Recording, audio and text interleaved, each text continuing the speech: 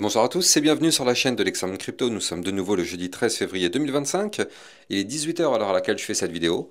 On va faire un point concernant la crypto-monnaie XRP. Allez, on s'installe confortablement avec cette crypto-map. Une moitié dans le rouge, une moitié dans le vert. Allez, on va regarder ce qui se passe. On s'installe, mais avant, je rappelle bien sûr à tout le monde que tout ce que je vais dans cette vidéo n'est en aucun cas un conseil financier. C'est à vous de vos propres recherches. Et n'oubliez pas que le trading de crypto comporte des risques de perte partielle ou majeure. On démarre avec notre XRP.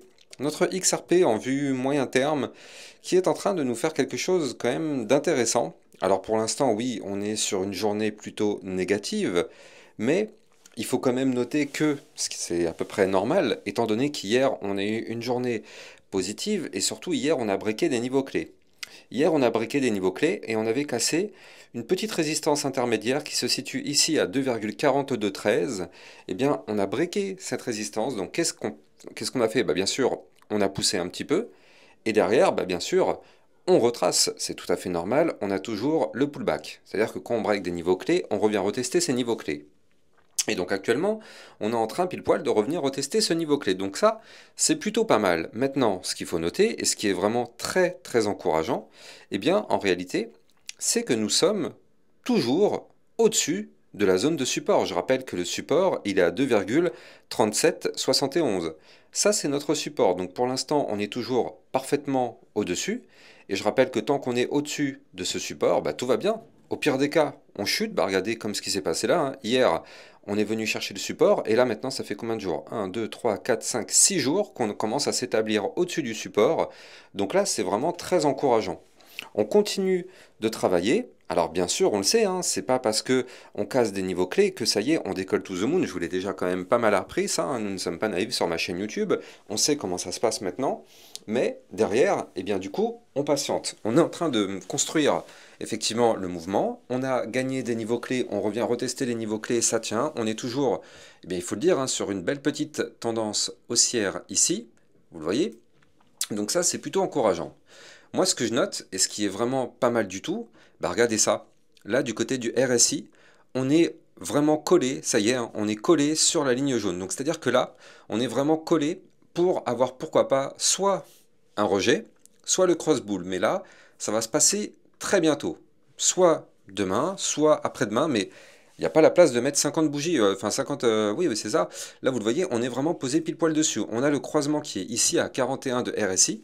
Si jamais on arrive à récupérer ce niveau clé, alors oui, dans ce cas-là, on pourrait reprendre de la force du côté des boules. Et dans ce cas, eh bien, le but serait d'aller chercher ici la prochaine zone de résistance à 2,5775. Et on a une autre résistance ici à 2,6044.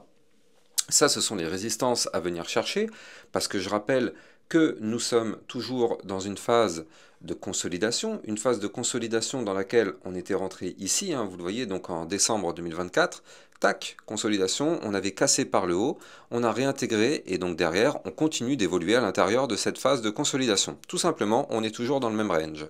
Donc là, pour l'instant, on patiente. On a un momentum MACD qui est en train de décroître, enfin je sais pas si ça dit, mais en train de chuter du côté des bears. Et donc ça c'est plutôt pas mal, hein, parce que là vous le voyez, on est vraiment tout proche d'avoir là aussi un momentum MACD qui devient boule. Alors là c'est pas tout de suite, là on voit qu'on a la place de mettre encore peut-être 3-4 bougies, donc il y a encore un peu de temps, mais on est quand même tout proche d'avoir un petit cross-bull qui pourrait arriver bientôt du côté aussi du momentum MACD. Donc ça voudrait dire cross-bull RSI, en plus de ça avec un RSI bas. Cross-bull MACD, plus au-dessus du support important à ne pas breaker, plus proche du haut du range. Donc vous l'avez compris, ce sont quand même des signaux plutôt intéressants du côté de la crypto XRP pour avoir pourquoi pas un nouveau petit mouvement. Alors maintenant, il faut noter quand même que là, on a notre ruban qui continue d'être au-dessus de notre tête. Ça, c'est un petit problème quand même, hein, bien sûr, parce que tant qu'on a le ruban qui est au-dessus, eh bien, c'est difficile de pousser. Donc nous, c'est chirurgical, hein. Le haut du ruban correspond au haut du range. Donc comme ça, c'est réglé. Ça veut bien dire que ce haut du range, ce sera le niveau clé à breaker.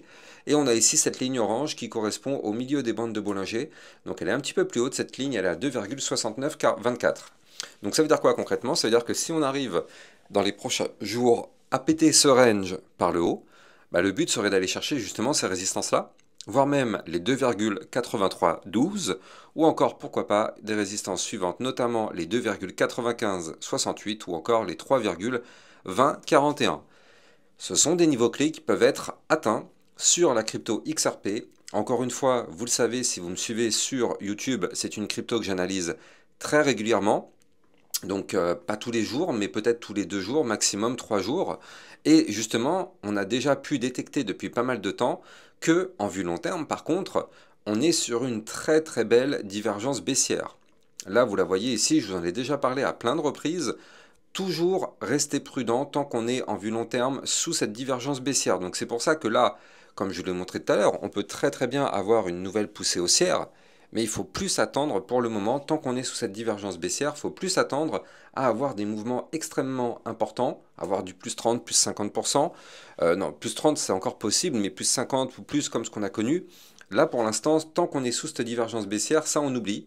On oublie parce que bien sûr, on le sait, hein, c'est une divergence qui peut nous faire effectivement très très mal sur du long terme. Donc il est fort possible que pour pousser, pour aller chercher les 4 dollars, 5 dollars, 6 dollars, on passe par une phase de retracement plus prononcée pour retourner chercher les 1,7, 1,5, voire même pourquoi pas les 1,15. Donc effectivement, il va falloir surveiller ça de très très près sur cette vision long terme. Cette divergence baissière est toujours bel et bien présente. Alors, si on veut annuler cette divergence baissière, je vous explique comment ça va marcher. Donc là, il va falloir bien évidemment reprendre, enfin pardon, il va falloir continuer de chuter, parce que tant qu'on monte, cette divergence baissière continue d'exister. Ce qu'il va falloir faire, surtout, regardez, je vais vous l'expliquer, voilà, comme ça, on verra mieux ici. Il faudrait que le cours chute. Ça, on n'aura pas le choix. Si on veut casser cette divergence baissière, il faut qu'on chute. Pourquoi? Tant qu'on est proche ici de cette boîte violette, malheureusement, on est dans une situation délicate. Je rappelle que la boîte violette, c'est la zone de retracement. Donc vous l'avez compris, ok, on n'est plus dedans actuellement, c'est vrai qu'on n'est plus dedans, mais on est toujours relativement proche de cette boîte de retracement. Donc pour l'instant, tant qu'on est proche des 70 de RSI, attention danger. Long terme, hein, bien sûr, je rappelle long terme. Donc nous, ce qu'on veut, c'est qu'on continue de chuter, qu'on retourne rechercher des niveaux clés, pourquoi pas les 50 de RSI ou même des points plus bas, et à ce moment-là, du coup, on ferait quelque chose comme ceci. La ligne de tendance baissière, elle aussi, continuerait de tomber. Et par la suite, on casse cette ligne de tendance baissière, mais vu qu'on serait retombé pas mal du côté du RSI, et bien du coup cette fois-ci on casse à la hausse, on casse cette divergence baissière, et on reprend de la force et on décolle.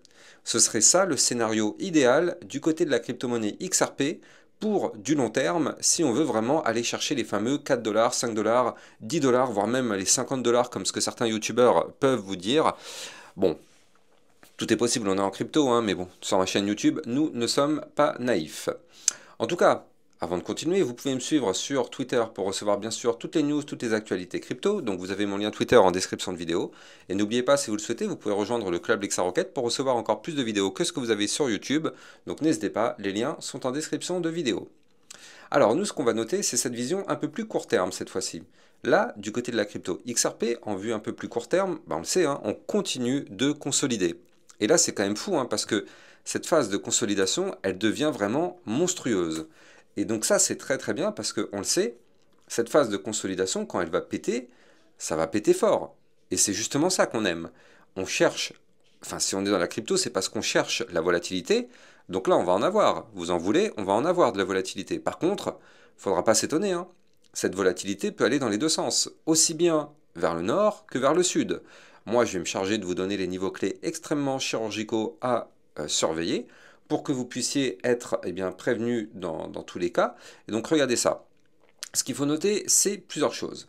La première chose, c'est que, effectivement, oui, nous sommes dans une phase de consolidation. Vous le voyez parfaitement ici, avec ce range violet en court terme, c'est une phase de consolidation. On est en train de se resserrer à mort du côté des bandes de Bollinger. Donc ça montre vraiment la compression vénère. Maintenant, ce qu'on voit, c'est qu'en réalité, on est dans une phase de latéralisation, mais avec une connotation haussière. Regardez ça. Ici, on a quand même des points bas de plus en plus hauts. Donc il faut quand même garder ça en tête. On a toujours ce petit aspect haussier. Et donc là, pour l'instant, tant qu'on a cet aspect haussier, eh bien, ça nous augmente un petit peu les probabilités pour casser ce range par le haut. Donc le niveau clé qu'il va falloir breaker, il est ici à 2,5106. On le sait, si on break ce niveau clé, on peut avoir un mouvement intéressant. Alors, encore une fois, je le rappelle, mais je le dirai jamais assez parce que vous allez voir que si on se met à monter, ça va retomber derrière parce qu'il y a le pullback et vous allez voir dans les commentaires, les gens ils vont dire oui, mais c'est retombé.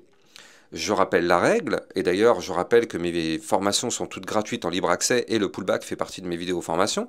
Tout est sur mon site internet texamoncrypto.fr. Je rappelle la règle, si on break un niveau clé, on pump, mais derrière on revient retester ce niveau clé. Donc il ne faut pas être étonné si on revient retester ce niveau clé parce que c'est normal. Donc là, du coup, qu'est-ce qui se passe?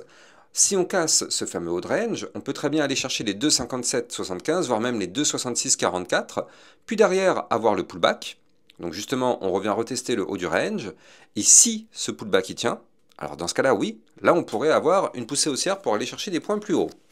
Avant de continuer, je rappelle que vous pouvez trader cette crypto en utilisant mon lien de parrainage Binance que vous avez en description de vidéo qui vous permet d'obtenir un bonus sur vos frais de trading et ça vous permet de trader sur une plateforme enregistrée PSAN auprès de l'AMF, donc n'hésitez pas, le lien est en description de vidéo. Donc là, effectivement, avec ces bandes de Bollinger très resserrées comme ce qu'on a actuellement à l'écran, plus la cassure du range, ça pourrait être un mouvement assez impulsif, et donc pour moi, le boss final de ce mouvement, donc il y a les résistances dont je vous avais parlé tout à l'heure, mais le boss final, ce serait d'aller chercher les 2,9555. Donc par rapport à ce haut de range, ça nous ferait quand même un mouvement plutôt sympa. On pourrait avoir pourquoi pas un mouvement à plus 17% dans les prochains jours, mais pour ça on n'a pas le choix. Il va falloir que déjà le Bitcoin ne crache pas. Vous le savez, hein, si le Bitcoin chute, à la seconde où il chute, c'est mort, hein, toutes les cryptos chutent. Et il va falloir bien sûr que nous, on break notre range par le haut, parce que si on n'y arrive pas, malheureusement, attention, hein, si on n'arrive pas à péter ce haut de range, on va faire quoi? On va aller chercher le bas du range, et si on pète cette fois-ci le range par le bas, attention, volatilité à la baisse, pour aller chercher les 1,9688, puis les 1,7652. Voire même les 1,6. Donc vous l'avez compris, prudence, pour l'instant on n'est pas tiré d'affaire tant qu'on ne casse pas ce range par le haut. Et on va terminer sur ça parce qu'effectivement là, cette volatilité, ça continue de se compresser. Je ne sais pas combien de temps encore ça va compresser, mais franchement, le mouvement de sortie va être vraiment très sympa. Allez, on verra tout ça dans les prochains jours. N'oubliez pas de liker, commenter, partager et abonnez-vous pour recevoir régulièrement des vidéos concernant la crypto XRP, mais aussi concernant le Bitcoin et des altcoins. Je vous souhaite de passer une excellente fin de journée, puis je vous dis à plus tard. Ciao, ciao!